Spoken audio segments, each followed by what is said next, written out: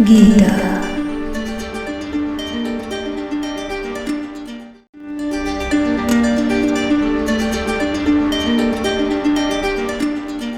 हरे रामा हरे कृष्णा, नमस्ते and Radhe Radhe. Welcome back to Ang's diary. Gita वाचन में आपका स्वागत है एंड ये गीता का लेटेस्ट एपिसोड है। गीता वाचन के सारे एपिसोड्स की प्लेलिस्ट एंड प्रीवियस एपिसोड का लिंक आपको डिस्क्रिप्शन में मिल जाएगा। प्लेलिस्ट आप सेव कर ले जिससे आपका कोई भी गीता वाचन का एपिसोड मिस ना हो। अध्याय 1 श्लोक 19। सघोषो धार्तराष्ट्राणाम हृदयानि विदारयत् नभश्च पृथ्वीं चैव तुमलोभ्य नुनादयन। अर्थात इन विभिन्न शंखों की ध्वनि कोलाहलपूर्ण बन गई जो आकाश तथा पृथ्वी को शब्दायमान करती हुई धृतराष्ट्र के पुत्रों के हृदय को विदीर्ण करने लगी।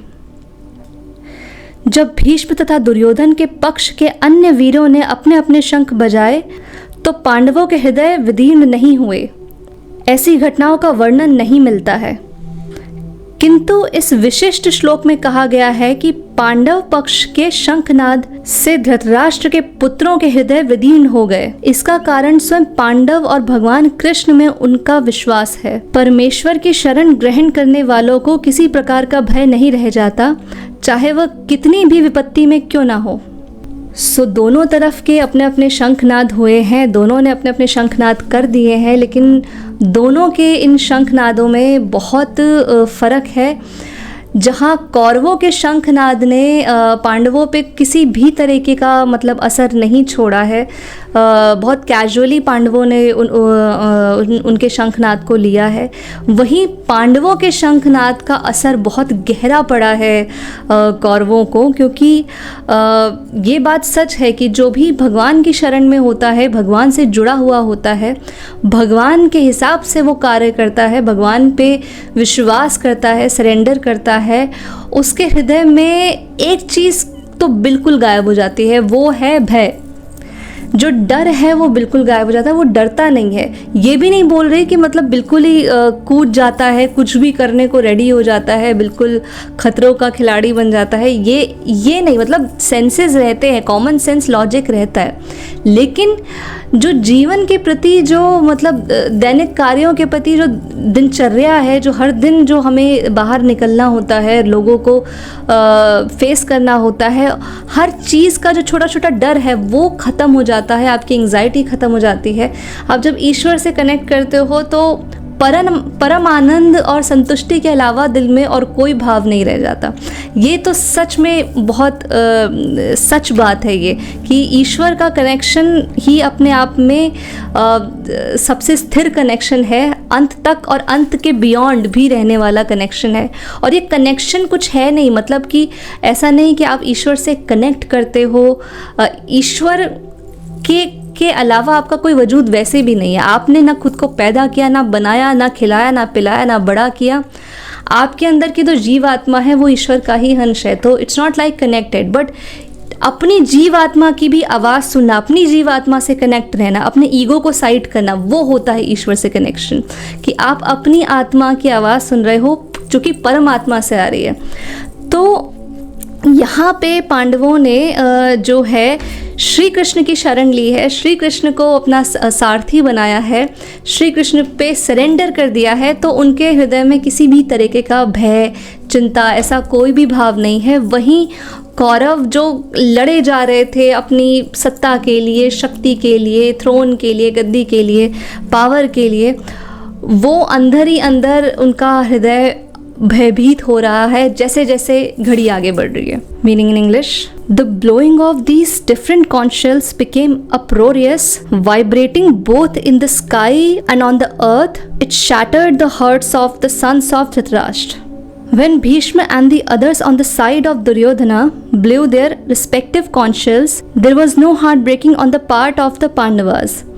Such occurrences are not mentioned, but in this particular verse it is mentioned that the hearts of the sons of Dhritarashtra were shattered by the sounds vibrated by the Pandavas part. This is due to Pandavas and their confidence in Lord Krishna. One who takes shelter of the Supreme Lord has nothing to fear, even in the midst of the greatest calamity. So that's very obvious when you have manifested the seed of the consciousness of the source itself into your heart. So either the source can live into your heart or the fear of life. Both can't stay. So definitely Pandavas manifested that love for Lord Krishna, that confidence, that faith for Lord Krishna into their heart. So the fear by default left their heart, and for the same reason they have literally surrendered their destiny to Lord Krishna. They have surrendered this entire Mahabharata to Lord Krishna. They have surrendered their destiny to Lord Krishna. They're not questioning at this point whether they will win or lose. They have manifested fearless attitude in this war, in this battle. They are literally becoming very fearless, and their fearlessness is very much evident, very much shown in the sounds of their conch shells. Because when they blew the conch shells, it really shattered the hearts of Kauravas, which is a clear indication that Kauravas by default, like they are already on the point of being defeated, like mentally already, because they have chosen the Narayani Sena, not the Narayan itself. They didn't surrender this entire battle in the hands of Lord Krishna, and they have not manifested that love, that faith for the Supreme itself. So for the same reason, they are very much into fear, because again, only one thing can stay into your heart, either love for the Supreme or the fear of life. अध्याय 1 श्लोक 20। अथ व्यवस्थितान् दृष्ट्वा धार्तराष्ट्रान् कपिध्वजः प्रवृत्ते शस्त्रसम्पाते धनुरुद्यम्य पांडवः ऋषिकेशं तदा वाक्यमिदमाह महीपते। उस समय हनुमान से अंकित ध्वज लगे रथ पर आसीन पांडुपुत्र अर्जुन अपना धनुष उठाकर तीर चलाने के लिए उद्यत हुआ। हे राजन, धृतराष्ट्र के पुत्रों को युद्ध प्रारंभ होने ही चला था।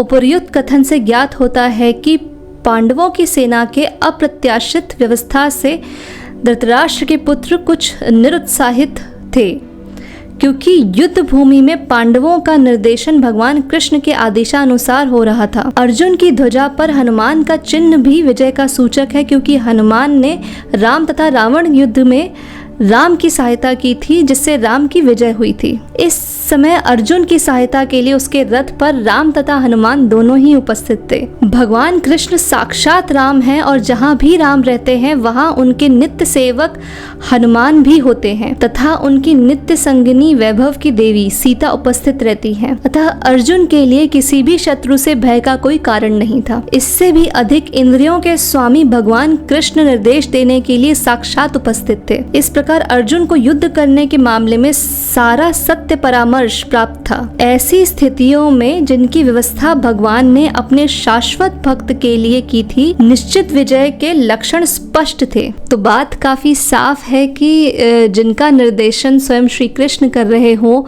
और जिनके रथ की ध्वजा पे मतलब हनुमान जी विराजमान हो, तो उसको तो किसी भी स्थिति में किसी भी शत्रु से डर होना मतलब हो ही नहीं सकता, भय का तो नाम ही नहीं हो सकता। तो इसीलिए पांडवों के और अर्जुन के स्पेशली मतलब जो शंखनाद है उसमें भय का कोई चिन्ह नहीं है, क्योंकि स्वयं श्री कृष्ण जो कि इंद्रियों के स्वामी है, श्री कृष्ण ने खुद कहा है कि वो उनका सारथी बनना भी यहाँ पे उसका भी एक मतलब है, क्योंकि श्री कृष्ण सारी इंद्रियों को कंट्रोल करते हैं। आपकी जितनी भी मानव इंद्रियां हैं उसके स्वामी हैं श्री कृष्ण। तो जब ब्रह्मांड के इतने बड़े सारथी हैं, तो डेफिनेटली जब युद्ध में वो सारथी बनेंगे, उनका सारथी बनना ही काफ़ी था। उनको युद्ध करने की, सुदर्शन चक्र उठाने की कोई ज़रूरत नहीं थी। उनका सारथी बनना ही अपने आप में मतलब कि विजय कंफर्म्ड है, मतलब जीत कंफर्म्ड है। तो वही बात है कि जो इंद्रियों के सारथी हो वो आपके रथ के सारथी हो जाए तो ना आपका मन भटकेगा, ना आपका जो एम है, जो अर्जुन का एम है, जो तीर है वो नहीं भटकेगा, अर्जुन खुद नहीं भटकेंगे, भटकने का तो सवाल ही नहीं उठता है। कौरवों के साइड पे भटकाव ज़्यादा था क्योंकि कोई भी अपने कोर के हिसाब से बिहेव नहीं कर रहा था। जहाँ कर्ण और भीष्म इतनी पुण्य आत्माएं थी वो तक भी पाप करने को मजबूर थी, तो वहाँ भटकाव बहुत ज़्यादा था कि वहाँ सब अपने बिहेवियर के ऑपोजिट बिहेव कर रहे थे। Meaning in English, At that time, Arjuna, the son of Pandu, seated in the chariot bearing the flag marked with Hanuman, took up his bow and prepared to shoot his arrows. O king, after looking at the sons of Dhritarashtra drawn in military array, Arjuna then spoke to Lord Krishna these words. The battle was just about to begin. It is understood from the above statement that the sons of Dhritarashtra were more or less disheartened by the unexpected arrangement of military force by the Pandavas, who were guided by the direct instruction of Lord Krishna on the battlefield. The emblem of Hanuman on the flag of Arjuna is another sign of victory because Hanuman cooperated with Lord Rama in the battle between Rama and Ravan, and Lord Rama emerged victorious. Now both Rama and Hanuman were present on the chariot of Arjuna to help him. Lord Krishna is Rama himself, and wherever Lord Rama is, his eternal servitor Hanuman and his eternal consort Sita, the goddess of fortune, are present. Therefore, Arjun had no cause to fear any enemies whatsoever, and above all, the Lord of the senses, Lord Krishna, was personally present to give him direction. Thus, all good counsel was available to Arjuna in the matter of executing the battle. In such auspicious conditions arranged by the Lord for his eternal devotee lay the signs of assured victory. So definitely by looking these little arrangements in the battlefield, like the chariot is being guided by Lord Krishna and the Hanuman was sitting on the flag of the chariot itself, the victory of Pandavas was confirmed. And definitely when someone like Lord Krishna, who controls the senses of the mankind, who is the Lord of the senses, who is the Lord of the consciousness, is controlling your horses, is guiding your chariot, you can never expect that you will lose your focus, your chariot will run into some wrong direction. It will never happen when someone like Lord Krishna is guiding your chariot. So you can say that the path of the entire chariot is being guided by the Supreme, the Lord itself. So अभी के लिए इतना ही, and stay tuned with me, there is lot to come definitely. अभी तो शुरुआत ही हुई है, हम चैप्टर 1 में हैं, धीरे धीरे हम आगे बढ़ेंगे और भी सारी चीज़ों को डिस्कवर करेंगे। भगवद गीता अपने आप में ज्ञान का भंडार है, ज्ञान का सागर है, कलयुग की कुंजी है Bhagavad Gita. So stay tuned with me, see you in next episode, and till then, Radhe Radhe. Gita.